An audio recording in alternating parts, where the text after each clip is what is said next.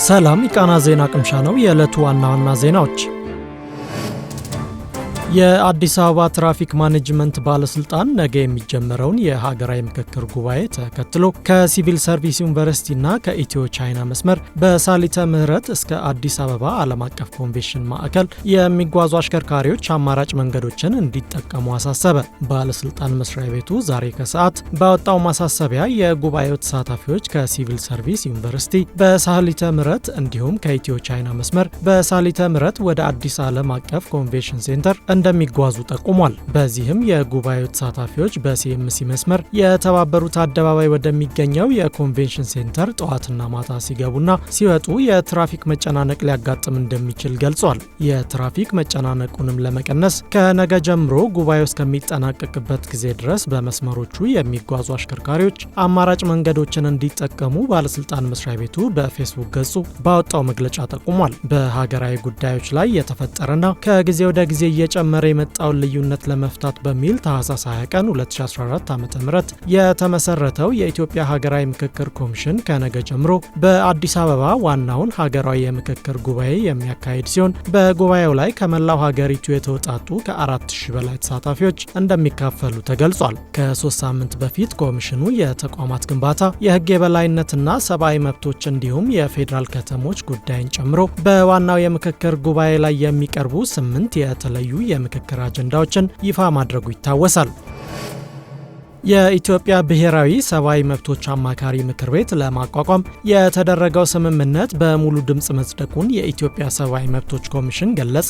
የጅግጅጋ ዲክላሬሽን በሚል ስያሜ ምክር ቤቱን ለማቋቋም የተደረገው ስምምነት በጅግጅጋ ከተማ እየተካሄደ በሚገኘው ሀገራዊ መድረክ ላይ ትላንት በሙሉ ድምፅ መጽደቁን ኮሚሽኑ አስታውቋል። በመርሃ ግብሩ ላይ የሶማሌ ክልል ፕሬዝዳንት ሙስጠፌ መሐመድ፣ የኢሰመኮ ዋና ኮሚሽነር ብርሃኑ አዴሎና የኢትዮጵያ ሕዝብ እንባ ጠባቂ ተቋም ዋና እንባ ጠባቂ ስመኙ ቤን ጨምሮ ሌሎች የስራ ኃላፊዎች ተገኝተዋል። በጉባኤው አስተናጋጅ ከተማ ስም የጅግጅጋ መቅለጃ ተብሎ የተሰየመው ይህ ስምምነት በሀገሪቱ የዲሞክራሲያዊ አስተዳደር ግንባታን ለማፋጠን፣ ሰላምን ለማስፈንና ዘላቂ ልማትን ለማረጋገጥ ከፍተኛ ሚና ይኖረዋል ተብሎ እንደታመነበት ተገልጿል። በዚህም አዲስ የሚቋቋመው የአማካሪ ምክር ቤት በፌዴራል መንግስት ተቋማት፣ በገለልተኛ ህገ መንግስታዊ አካላት፣ በክልል መንግስታትና በትምህርት ተቋማት መካከል ጠንካራ ትብብር ለመፍጠር የሚያስችል መድረክ ሆኖ እንደሚያገለግል ኢሰመኮ አመላክቷል። ምክር ቤቱ በዋናነት የጋራ መረጃዎችን ለመለዋወጥ፣ በሰብአዊ መብት አጠባበቅ ዙሪያ ያሉ ተግዳሮቶችን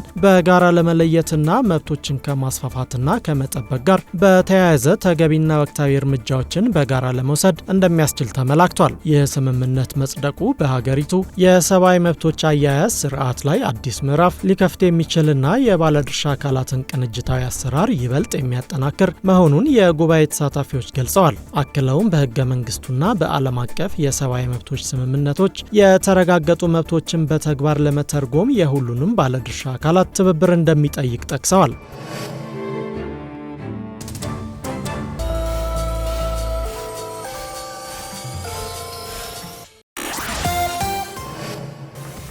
የኢሚግሬሽንና ዜግነት አገልግሎት በተጠናቀቀው የ2018 በጀት ዓመት 42.7 ቢሊዮን ብር ገቢ መሰብሰብ መቻሉን አስታወቀ።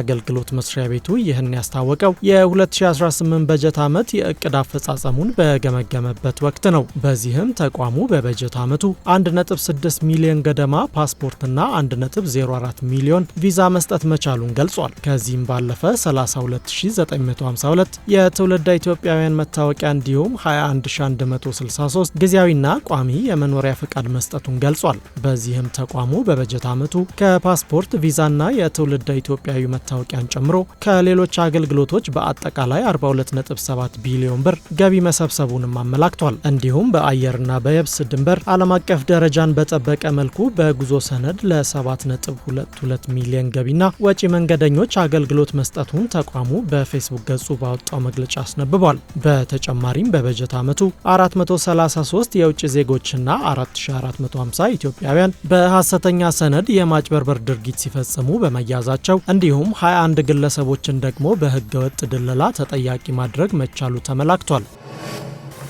ግብርና ሚኒስቴር በአደጋ ስጋት ቅነሳና አካታች የኢኮኖሚ እሴት ማሻሻያ ፕሮጀክት አማካኝነት በሶማሌ ክልል የሚገኘውን የጅግጅጋ የእንስሳት ኳራንቲን ማዕከልን ለማሻሻልና የውሃ አቅርቦትን ለማረጋገጥ በ522 ሚሊዮን ብር ወጪ የሚከናወኑ 2 የግንባታ ውሎችን ተፈራረመ። ስምምነቱን በግብርና ሚኒስቴር የእንስሳትና አሳ ሀብት ልማት ሚኒስትር ዴኤታ ዶክተር ፍቅሩ ረጋሳና የተቋራጭ ኩባንያዎቹ ተወካዮች ተፈራርመዋል። በዚህም መሰረት በመጀመሪያ የተፈረመ ውል ከአልፋ ፋታን ኮንስትራክሽን ኩባንያ ጋር ሲሆን ስምምነቱ የተደረገው የጅግጅጋ የእንስሳት ኳራንቲን ማዕከልን ለማሻሻልና ያልተጠናቀቁ የግንባታ ስራዎችን ለማጠናቀቅ መሆኑ ተገልጿል።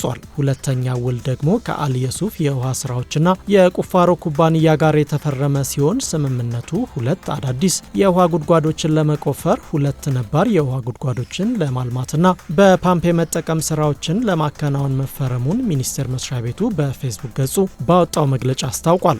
ስምምነቱ የተደረሰባቸው ግንባታዎች ስራ በ8 ወራት እንደሚጠናቀቅ ቃና ከሚኒስቴር መስሪያ ቤቱ ሰምቷል። ግንባታዎቹ ሲጠናቀቁ የጅግጅጋ የእንስሳት ኳራንቲን ማዕከል ሙሉ በሙሉ ወደ ስራ እንደሚገባና የእንስሳት ጤና ምርመራና የማቆያ አገልግሎትን እንደሚያጠናክር የተገለጸ ሲሆን የዓለም አቀፍ የእንስሳት ላኪ መስፈርቶችን ለማሟላት አስተዋጽኦ እንደሚያደርግና የእንስሳት ግብይትን ያሻሽላሉ ተብሎ እንደሚጠበቅ ተጠቅሷል።